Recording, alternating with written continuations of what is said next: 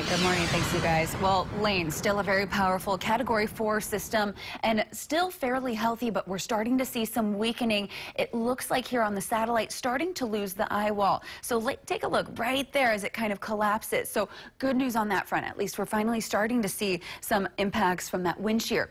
Now, we just got the official update from the Central Pacific Hurricane Center. Their 5 a.m. update was released, and Hurricane Lane has not weakened since last night. So current sustained winds still at 130 miles an hour, so still a Cat 4 storm, but the most recent track is looking a little bit better. Now, with that said, before I show you this, we are still going to be seeing major impacts from the system. Still potential for life-threatening flooding, surf, strong winds, as well as, again, we could be seeing potential storm surge as well. So take a look at this as we see this track move along through. Forecast to weaken down to a Cat 3 by later today, before then weakening to a tropical storm as it passes to the south of us here on Oahu, and then clearing Kauai, it looks like, by at least late Saturday, early Sunday morning.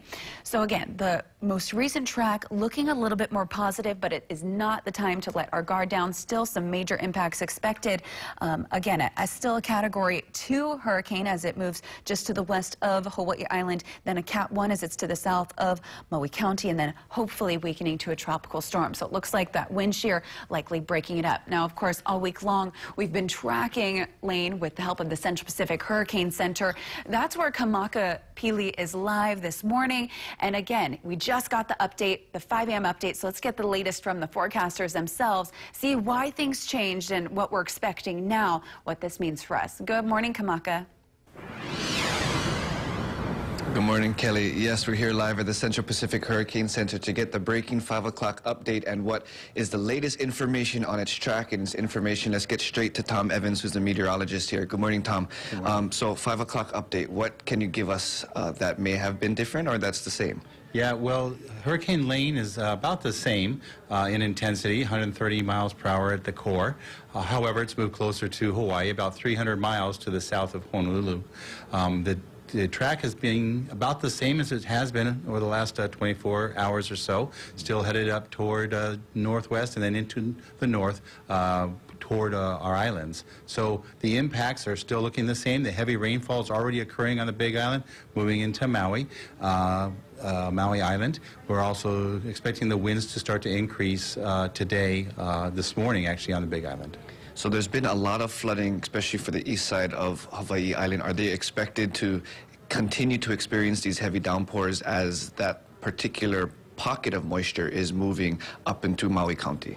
That's correct. Hurricane Lane is going to bring all that tropical moisture all across our islands.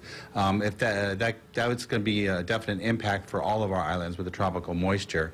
What's uncertain is how strong the wind will be, depending on how close Hurricane Lane is to our islands. And so when we're talking about the smaller islands of Maui County, Molokai, Lanai, Kaho'olawe, being that they're so close to each other and there's that channel in between each island, does that increase the possibility of stronger winds for at least that particular area?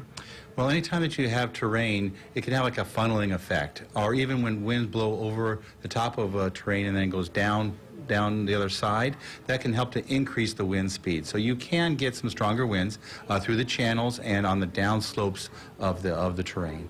Awesome. Okay, so one of the things that we're all definitely keeping our eyes on is the track, the potential track, and we're waiting to see how the system moves with that curve, and if that was to happen. Can you give us an idea of what creates or what is helping that system create that curve? Yes, so the curve you're talking about is as it approaches Oahu, it actually is turning to the west. Mm-hmm. And that's the most difficult forecast, to forecast a turn like that, especially almost a 90-degree turn. And what we're looking at there is what's happening with the wind shear.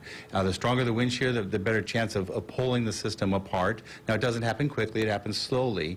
So Lane is moving into stronger wind shear. So if it's pulled apart quicker, the turn will come sooner because it has more influence at the lower levels, which is our trade winds. As we know, it will push it away from the islands. Mm-hmm. But until that top is actually pulled apart, we are going to use that middle layer for the steering flow, and that's why it's heading to the north right now. Okay, so we talk about wind shear that's helping to break apart the top part of the system. What does the terrain and the land actually do to the system itself? Yeah, well, if Lane gets into the terrain, like the big mountains on Hawaii Island or Haleakala on Maui Island, it actually can disrupt the wind pattern. Think of it as a top spinning around, and all of a sudden you push down on the top of a top. What happens to it? It wobbles all around. Well, that's that same type of influence that the terrain will have on Lane. Oh, thank you very much, Tom. We'll be keeping up with you guys to keep, for the latest throughout the day, so thank you.